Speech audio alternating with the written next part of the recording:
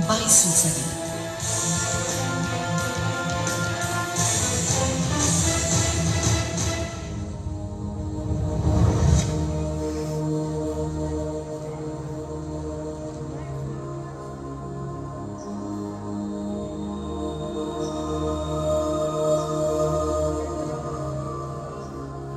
ये आपका भविष्य है और ये मैं 22वीं सदी की धरती हूँ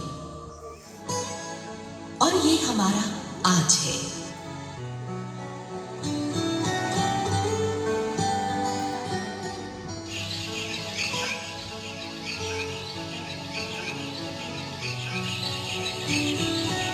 इक्कीसवीं सदी जहां आप इस सुंदर दुनिया और हसीन प्रकृति के नजारे देख रही हैं और इसके एहसास के साथ सुखी जीवन बिता रही हैं। मेरी सतह पर होने वाला हर जैविक कार्य सूर्य की रोशनी की ऊर्जा से होता है। दिन के समय मेरी सतह सूरज की रोशनी को सोख लेती है। हालांकि इसका बड़ा हिस्सा वापस अंतरिक्ष में लौट जाता है, लेकिन मेरी सतह जितना सोख लेती है वो मुझ पर रह रहे जीवों के लिए जरूरी है।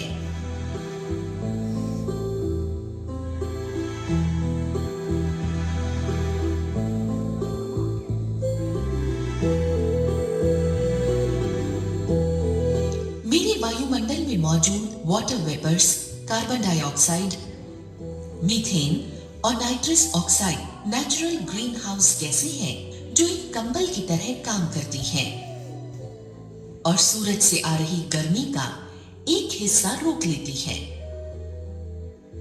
इन गैसों का वायुमंडल में ज्यादा होना भी नुकसानदेह है, क्योंकि इससे मेरे वायुमंडल का तापमान बढ़ जाता है।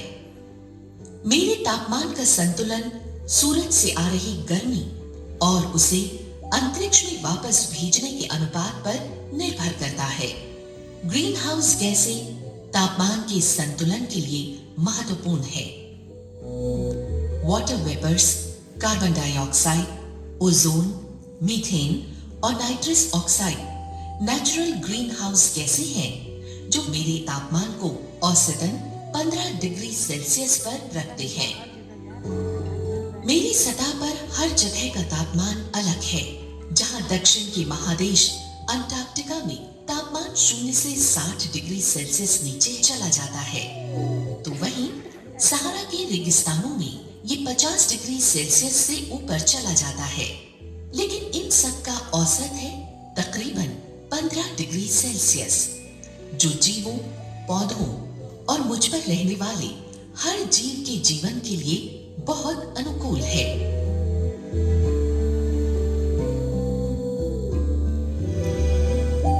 मुझे लगता है कि आप कुछ सोच में पड़ गए कि ये सारी बातें मैं आपको क्यों बता रही हूँ। दरअसल मैं दिन ब दिन पहले से ज्यादा तप रही हूँ। पिछली कुछ सदियों में मेरा तापमान बढ़ने लगा है। तकरीबन 0.4 डिग्री से लेकर 0.8 डिग्री सेंटीग्रेड तक। ये औसत के लिहाज से बहुत अधिक है और इसके जिम्मेदार भी आप हो, सिर्फ आप। कोयला, पेट्रोलियम और ऐसे ही बाकी के फॉसिल फ्यूल कार्बन से भरपूर होते हैं। जब ये जलते हैं तो कार्बन डाइऑक्साइड में बदलकर हवा में आ जाते हैं। हवा में कार्बन डाइऑक्साइड की बढ़ती हुई मात्रा सूरज की गर्मी को वापस अंतरिक्ष में जाने से रोकती है। इससे मेरा औसत तापमान बढ़ रहा है। ये थोड़ा सा बदलाव भी मेरी प्रकृति को काफी बदल सकता है। जैसे तापमान में ये बदलाव पहाड़ों की बर्फ और ध्रुवों पर जमी बर्फीली परतों को पिघला देगा। ग्लेशियर पिघल जाएंगे और पीने लायक सारा पानी समुद्र में जाकर खारा हो जाएगा। इससे समुद्र का जल स्तर भी बढ़ेगा, जिससे न जाने कितने तटीय क्षेत्र के गांव, जंगल और उनमें रहने वाले जीव जंतुओं की जान खतरे में पड़ सकती है।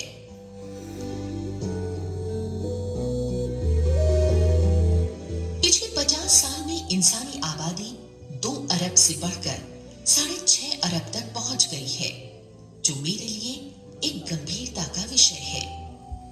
दिन प्रतिदिन शहर बस रहे हैं, बड़ी बड़ी इमारतें बन रही हैं और हजारों की तादाद में बढ़ती मोटर गाड़ियां। हमें ये समस्या धीमी गति से बढ़ती महसूस हो रही है, पर वास्तव में ये बहुत ही तेज गति से बढ़ रही है। कुछ महत्वपूर्ण कारण हैं जिनकी वजह से ये सब हो रहा है। ये बड़ी बड़ी कारखाने और उनकी ऊंची ऊंची चिमनियों से रोज निकलता काला धुआं इस बात का प्रमाण है कि ये हमारे पर्यावरण को कितनी हानि पहुंचा रहे हैं। क्या आप जानते हो कि मुझे रात के समय जगमगाने के लिए आप कितनी बिजली का इस्तेमाल करते हो? और इस बिजली को बनाने में ना जाने कितना कोयला इस्तेमाल किया जाता है। आप जिन बड़े बड़े शहरों में रहते हैं, उन शहरों को बसाने और बड़े बड़े कारखाने लगाने के लिए ना जाने कितने ही जंगलों को काटना पड़ा है।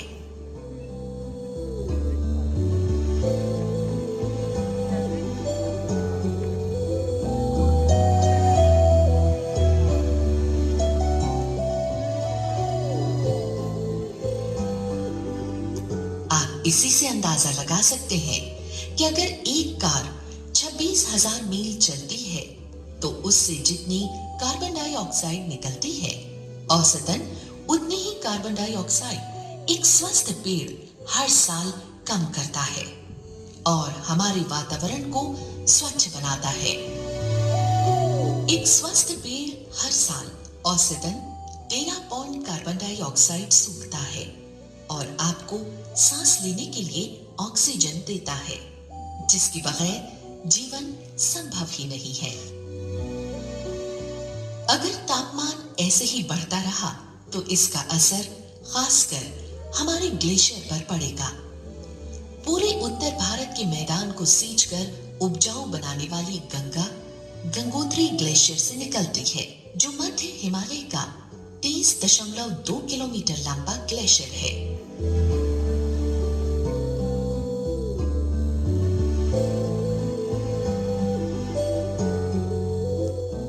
आईपीसीसी की रिपोर्ट के अनुसार 1842 से 1935 के बीच ये ग्लेशियर 7.3 मीटर प्रति वर्ष के हिसाब से कम होता गया और 1985 से 2001 तक इसके कम होने की रफ्तार 23 मीटर प्रति वर्ष है।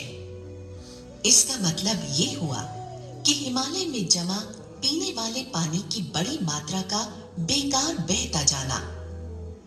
पिघलते हुए ग्लेशियर से गंगा के पानी का स्तर बढ़ जाएगा, जिससे बाढ़ आने का खतरा हो सकता है और ये गंगा के तट पर रहने वाले 4 करोड़ भारतीयों के लिए गंभीर समस्या बन सकता है। और वो दिन दूर नहीं जब ग्लेशियर खत्म हो जाएंगे। और अगर ऐसे ही ध्रुवों पर जमा बर्फ और ग्लेशियर पिघलते गए तो उससे समुद्र का जल स्तर बढ़ जाएगा। समुद्र के स्तर में ये वृद्धि समुद्री तटीय इलाकों को अपनी चपेट में ले लेगी, जिससे इन इलाकों में दुनिया भर की 30% से ज्यादा रहने वाली आबादी को खतरा है और यही खतरा हम झेल रहे हैं। उड़ीसा में करीब 350 किलोमीटर लंबी तटरेखा पर बढ़ते समुद्री जल स्तर से यहाँ के गांव समुद्र में डूब गए हैं। आने वाले कुछ सालों में भारत की आर्थिक राजधानी और आपकी फिल्मी नगरी मुंबई भी खतरे में आ सकती है। अगले कुछ सालों में इसका काफी हिस्सा पानी में डूब जाने की आशंका है। मुंबई के तटीय क्षेत्र भारत की प्राचीन ऐतिहासिक इमारतों को संभाले हुए हैं। अगर पानी का बहाव ऊपर की तरफ आता गया तो हमारी इन ऐतिहासिक इमारतों के डूब जाने का खतरा सबसे ज्यादा है और आप लोग इस अनमोल विरासत से वंचित हो सकते हैं। दुनिया का सबसे बड़ा डेल्टा सुंदरवन, जो बंगाल की खाड़ी में गंगा और सहायक नदियों से बना है, वो भी खतरे में है। यहाँ का लोचाहारा टापू समुद्र में पूरी तरह डूब चुका है। सुंदरवन, जो अलग अलग किस्मों के पेड़ पौधों, दुर्लभ जीव जंतुओं के लिए जाना जाता है, वो इस खतरे की चपेट में आ गया है। और यहाँ के रॉयल बंगाल टाइगर्स भी जलवायु परिवर्तन के असर को झेल रहे हैं। उनके रहने की जगह टाइगर रिजर्वॉयर का 5वां हिस्सा पहले ही डूब चुका है, जिसकी वजह से हमारे देश के राष्ट्रीय जानवर को लुप्त होने में वक्त नहीं लगेगा। डूबते जा रहे समुद्री किनारे मैंग्रोव वनस्पति के लिए भी गंभीर खतरा है।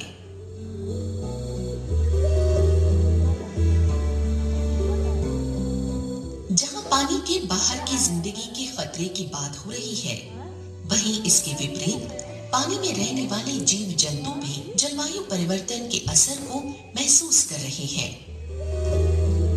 बढ़ता तापमान समुद्र की सतह में फैले मूंगा जंगलों के लिए खतरनाक साबित होगा। मूंगा यानी कोरल एक सुंदर समुद्री जीव है, जिसके समुद्र में होने से समुद्र के भीतरी पर्यावरण के सही होने का अनुमान बखूबी लगाया जा सकता है। कोरल रीफ समुद्र में रहने वाले जीव जंतुओं का घर है, जो कि देखने में पौधे जैसे लगते हैं। धरती के ऊपर के पौधे से बिल्कुल अलग सुंदर पौधे, लेकिन पानी के अंदर। ग्लोबल वार्मिंग की वजह से अनियमित तापमान और प्रदूषण समुद्री सतह के जंगल में कहे जाने वाले कोरल्स और बाकी सभी जीव जंतुओं के लिए एक खतरा है। ये समुद्र के लिए अच्छा नहीं होगा।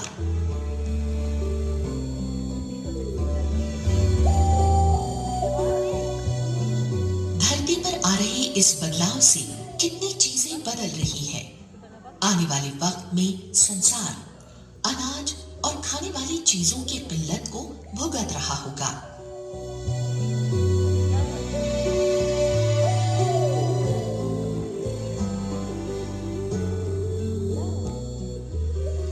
इस गर्मी को केवल आप ही नहीं महसूस कर रहे, बल्कि पहाड़ों पर रहने वाले लोग और वहां की वनस्पति पर भी इसका असर पड़ रहा है। आप जानते हैं कि सेब जो कि छोटी और निचली पहाड़ियों पर पाए जाते थे, जैसे कुल्लू, वो भी इस वातावरण के बदलाव से अब वहां नहीं उग पाते। अब सेब बड़ी और ऊंची पहाड़ियों पर ही पाए जाते हैं और सेब की पैदावार दिन प्रतिदिन कम हो रही है।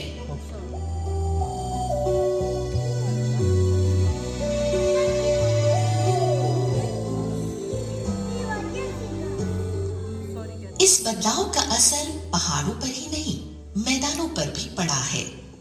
बारिश का पैटर्न बदल रहा है, जिससे धान की पैदावार पर असर होगा।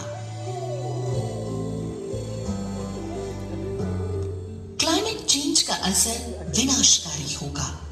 मूसलाधार बारिश के मौके बढ़ते जाएंगे। मौसम का आना जाना और रूप अनिश्चित होगा। दुनिया भर में तापमान बढ़ेगा। जाड़ों का मौसम छोटा होता जाएगा। मौसमों में आने वाला ये बदलाव आपकी जिंदगी को सिरे से बदल देगा। क्या ये सब बातें आपको चिंतित नहीं कर रही?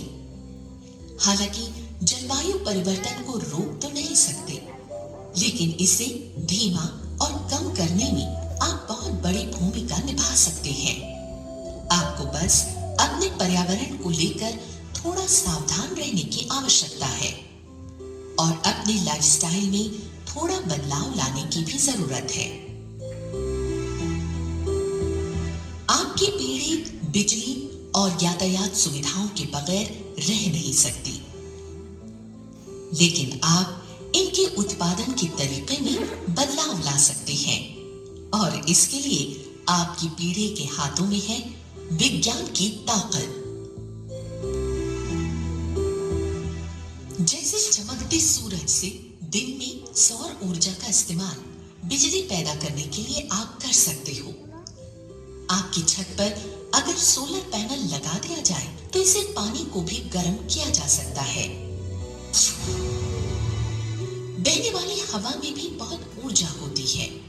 ये बहती हुई हवा विंडमिल को घुमाती है, जिससे बिजली पैदा होती है और प्रदूषण भी नहीं फैलता। ये सभी रिन्यूएबल एनर्जी की सोर्सेज हैं। इनके अलावा रिन्यूएबल एनर्जी के और भी कई साधन हैं, जैसे hydel power generation, nuclear power generation, tidal power, geothermal power, wave energy, hydrogen fuel इत्यादि। अगर आप इन चीजों को ध्यान से समझें और अपने जीवन में इनका उपयोग करें तो आपको कितना लाभ हो सकता है, इसका अंदाजा भी नहीं लगाया जा सकता। ये न सिर्फ बिजली बचाएगा बल्कि आपके पैसे और पर्यावरण भी। आपके मोबाइल फोन, आईपॉड या ऐसे ही दूसरे बिजली के उपकरणों के चार्जर स्विच के स्टैंड बाय मोड में होने पर भी बिजली की खपत करते रहते हैं। इसीलिए इनके प्रयोग में ना होने पर इन्हें हमेशा बंद रखा करो और जब भी आप कमरा छोड़ो अपना टीवी, वीडियो प्लेयर, स्टीरियो और कंप्यूटर बंद करना मत भूलो। अपने एसी के थर्मोस्टेट को 2 डिग्री तक बढ़ाओ। इस छोटे से कदम से आप हर साल 900 किलोग्राम कार्बन डाइऑक्साइड की बचत कर सकते हैं। गाड़ियों के कम चलने का मतलब कम धुआं है, इसलिए बसों और रेलगाड़ियों को इस्तेमाल करें, कारपूल करें या साइकिल का इस्तेमाल करें और साइकिल से ही काम पर या स्कूल जाया करें। अगर ड्राइव कर रहे हो तो कोशिश करें कि कार क्षमता के हिसाब से चले। मिसाल के तौर पर अगर आपकी कार के टायर में हवा संतुलित रहेगी तो माइलेज बढ़ जाएगा। तेल की हर बचाई गई बूंद न सिर्फ आपके बजट को बल्कि हवा में कार्बन डाइऑक्साइड को भी काबू में रखेगी। छोटी दूरियों के लिए परिवहन का एक साधन कभी पुराना नहीं होगा, वो है पैदल चलना। पैदल चलने से आप भी तंदुरुस्त रहोगे। जितना कागज आप इस्तेमाल करते हैं उसका 90% पेड़ों से आता है। लगभग 4 करोड़ पेड़ हर साल किताबों, कागज इत्यादि बनाने के लिए काटे जाते हैं और ये संख्या बहुत ज्यादा है। क्लास में 30 बच्चों की औसत से हर बच्चे की 8 कॉपियों के बदले एक 60 फीट ऊंचा पेड़ काटा जाता है। हर हाल में कागज की बर्बादी रोकनी होगी। इससे नया कागज बनाने, उसके परिवर्तन और रिसाइकलिंग के दौरान पैदा होने वाला प्रदूषण और ऊर्जा के इस्तेमाल को कम किया जा सकेगा। पेड़ों को बचाने के लिए चिट्ठी और पोस्ट कार्ड लिखने के बजाय ईमेल करना बेहतर है।